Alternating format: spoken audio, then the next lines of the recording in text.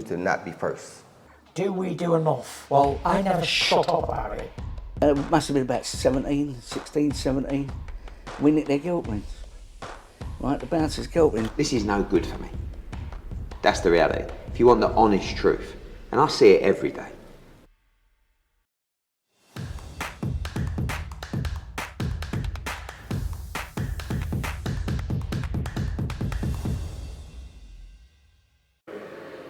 Andrew McCart, IFL TV. I'm in Glasgow, 55 miles away from where you're from, in Edinburgh, Matty McHALE, but you keep making the trip over here, you keep fighting in Glasgow. It's a big platform for you on the Ricky Bunge and Willie Limond, man. 2 weeks out, how excited are you?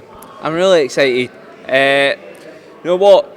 I put all the hard work in the gym, and it will showcase my skill on the big events with BBC broadcasting it now. I'm looking forward to letting everybody see me, not just the people that pay for the tickets. Everybody will be able to see it. Definitely. I said this to Jake Limond as well. If it wasn't for Ricky and Willie at their age, deciding to fight each other, there wouldn't be this platform for you guys. Now, up in Scotland, we're starved of this. We don't get the big Sky Sports, we don't get the zones up here as much. If Josh Taylor comes home, then we get it. But Josh Taylor's a superstar in his own right now. He's fighting all over the world. So until Josh Taylor comes home, we ain't going to get this big platform. But for these two to get it on, you've finally got the platform. BBC iPlayer, BBC Scotland. Yeah. I mean, you're not on the televised yet, but if you get a big dirty knockout, you might be a highlight. Hey, you know what? I'm just going to go out there and do my thing. Like, you know, put everything I practice in at the fight and grab this opportunity with both hands, really. Yeah, that's all. Like I say, obviously, the last interview I did with you was at the public workout, and you weren't scared to name a few names. You're ready to call everybody out right now, and you basically put them on blast saying, he didn't want to fight, he didn't want to fight, he didn't want to fight, he didn't fight. So what kind of performance do you need to do on the 1st of September to get these fights? You know what? I maybe need to get beat for them to take this fight, to take a fight with me, but to be honest, now, as I said, I put all the hard work in that gym. I'm going to go in and I'm just going to enjoy myself. I'm going to go out and I'm going to give this guy hell, and he ain't going to like it one bit. Well, that's it. Craig Stephen alluded to it at the press conference, said that you've got a good record, almost perfect. You're 3-0. You're 3-0 with 2 knockouts, so you've got a little blemish there, if you can call it a blemish. So can we expect a knockout on this one? You know, it's destructive mode, isn't it? But as I said, you go hunting for the knockout, it doesn't come. And you see it so many times with younger fighters coming through. You go, he's looking for that knockout too much. I'm just going to go out there and seize that opportunity, find it myself, set traps, and boom, boom, boom.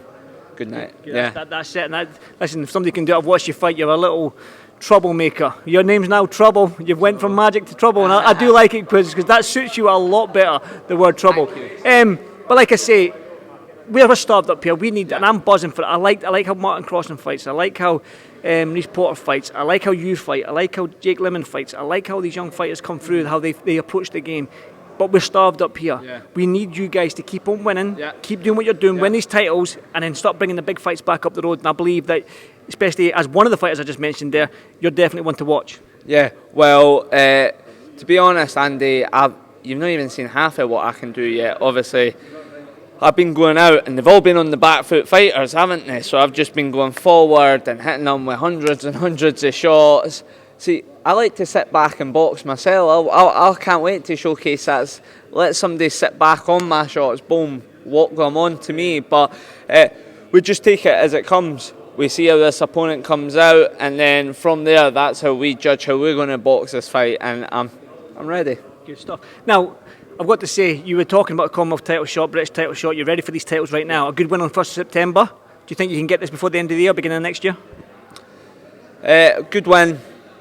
I think it could come, but as I said, we might just need to wait and see. It's not up to you, and it's what Ian can do with this after. And to be honest, I'm happy with what I'm doing. I'm happy with how he's progressing me. Terry's doing all the work with me. You know, I just go in there and get told who to fight, and I do the job, and that's me. Yeah, so like I said to you, one to watch out. People don't know who Matty, the trouble. I don't know the troublemaker, but you can cause you do make trouble. You do make it.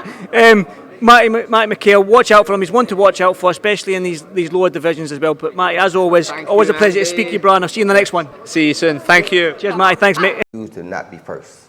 Do we do enough? Well, I never shut up about it. It must have been about 16, 17. We nicked their guilt rings. Right, the bouncers guilt rings. This is no good for me. That's the reality. If you want the honest truth, and I see it every day.